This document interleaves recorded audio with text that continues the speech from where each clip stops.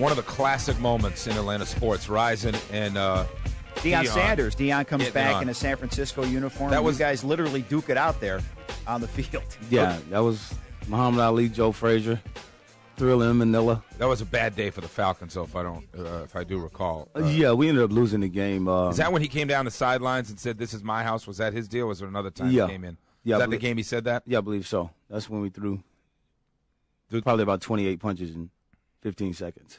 Did you know, was there so much build-up about you and Deion going head-to-head that it was almost like it just exploded? Right, it was first played right out of the gate. Everybody was too hyped. You were way too hyped. I mean, how did that all happen so quick? Nah, the thing about it was Deion and I were best friends. Couldn't get no better than that. But we had fought in college. I think he got caught up in the media at the time. I was kind of disgruntled that he left, and I was still here, and it seemed like everybody was leaving the Falcons right when we started to build something. And I was kind of disgruntled at it, but make a long story short, we just played the game, and I felt he took a cheap shot. He quick jammed me to my face. And so while we were walking back to the huddle, he stuck half his finger in my eye. So I got a cardinal rule that, if you quick jam me to my face, I'm going to hit you in your face. So I waited to play so I could see a little bit, and there it started. I hit him in his face and drove him back a couple yards, and next thing you know, I didn't even know he was swinging because I still was playing in the rules of football.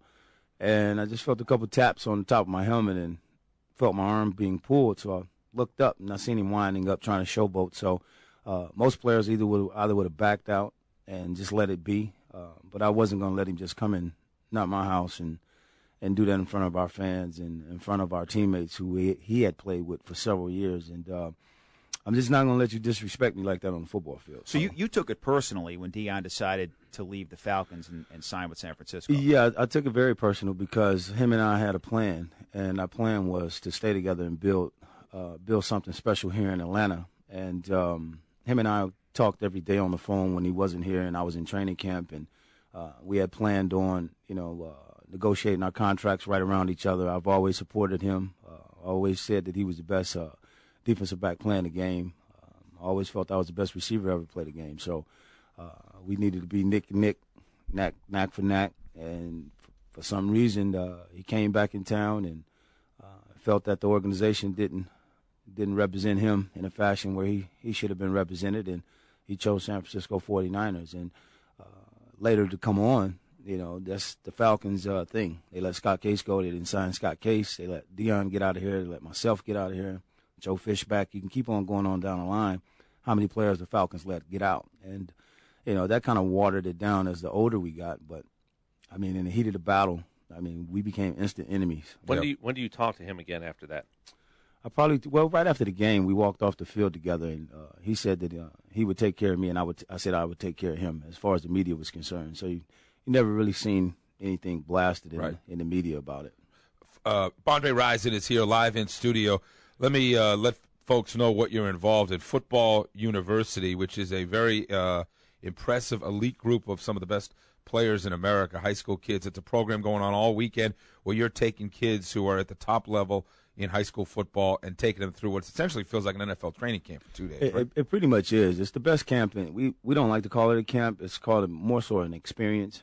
We give the kids 3 days of a professional day, what it's like to be in the National Football League and what it takes to be a high-quality player, as you would say, a Division I player or Division II, because we also take junior high and elementary kids. You start from 6th grade all the way through the 12th. So sometimes we get some kids that's less talented, but at the same time they want to learn as well. And so we travel the country, and we pick the best players out of it. Invitation only. Invitation only. So you guys decide who gets invited. And you're talking about the premier high school players in every one of these cities, right? Yes, even some of the kids that you're about to see play for University of Georgia, Georgia Tech, Florida, Florida State, Miami, Alabama.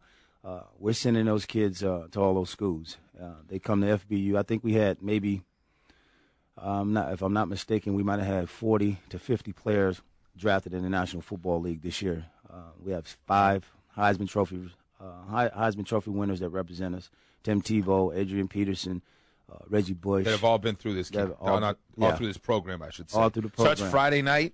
Friday, Saturday, and Sunday. Yep. We'll come in Friday and we'll meet the parents. We'll get a chance to meet the kids, and the parents are involved as well. And that's what makes it special, because the parents get a chance to find out what their child is actually going through, the process of picking a college and those things of sort. And then more so than anything, it gives the kid an opportunity, especially the kids that's not ranked. Right. And it hasn't been seen. To give some visibility. To give some visibility to that kid and give him an opportunity to go to college. That's the biggest thing that we harp on, is getting these kids in college, and education comes first. And so I'm a big stipular of that.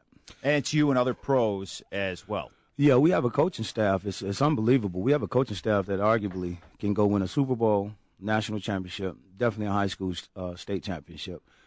All ex-NFL players, all ex-NFL coaches. Right. And so I've got a chance to coach alongside of some great coaches, too. Guys as well. like Lorenzo White, Ed McCaffrey, Chris Miller, Blair Thomas, just some of the names that are going to be a part of this over the weekend. Definitely. At Stockbridge, Georgia. Football, yeah. It's at J.P. Mosley Park and Recreation Center. Footballuniversity.com. Footballuniversity.com to find out more information. Parent walks up to you and says, I got a young man here who's going to be a top kid in a top college. He's going to be a top pick in the NFL. What can you tell him about the mistakes that you made, or to be careful of off the field once that fame and glory and money comes? What does he have to be most aware of? What can you tell from your own experiences to a young kid? First of all, I tell them, the first thing I tell my kids when I get my group is that you got to do the dishes. You got to wash the dishes. You got to take out the trash before your parents even ask you. You got to keep your room clean, things of that sort, to start within themselves. Education is all effort. And education comes first. You can't put the shoulder pads and helmet on if you don't go to school. And that's the biggest thing with these kids in this generation, is that they're different than us. There's more media, more TV stations, more radio stations. I mean, you name it. They got so much to take them away from the grid of what they're intending to do. With us, we just came up and we played ball, and that was it. You had one TV station, and it wasn't too many people on the wrong road. With these kids, you have to be very careful because it goes in one ear and goes out the other so fast. And so I tell them about the do's and don'ts, and it's easy to say no to drugs and, be this proper kid and this and that and this and that. They've heard it 1,000 times. You have to come up with something special. But you've lived a different life. I mean, you have put yourself into precarious situations. Your trials and tribulations have been out there for the public to see. Most definitely, and that makes it easier for me as well, though, to relay it to them, because I can say, hey, I've been through the Richter scale already. I've been on the other side of the 8 ball, and that's where you don't want to be. How cocky was Andre Rison in Atlanta and outside after Atlanta? He signed with Cleveland. I mean, he's pretty well known. You were out there. You were visible. We'll talk about your famous relationship and everything else a little bit later on. But did you feel like you couldn't be touched, that you were, at another level from everybody else? I mean, what was your mindset, Andre Rison, in those years? I've never been cocky off the field. In between the lines, I'm probably the most cocky player ever. Deion, I have to put Deion in that class as well. I have to put Michael Jordan in that class as well. I have to put Larry Bird in that class. I have to put a good friend of mine, my big brother, Magic Johnson. I have to put those guys in that class. Kobe Bryant, you seen it last night. That's cockiness. What he did to Orlando, that's cockiness. And you have to have that in between the lines. Outside the lines, there wasn't a day that I felt that I was cocky when I left my house. I'm totally different in between those lines, and I think that's why even still to this day, I still have a big fan base. And, you can go to AndreRison.com, and you'll find that out quick.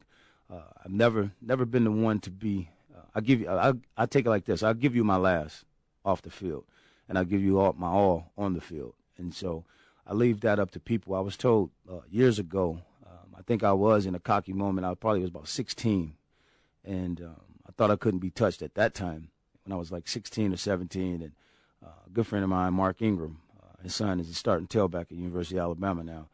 He told me, he said, always remember this, Dre. You have to be humble. And I always remembered that. And so off the field, I'm totally it's like night and day. But you catch me on the field, I'm going to give you the business.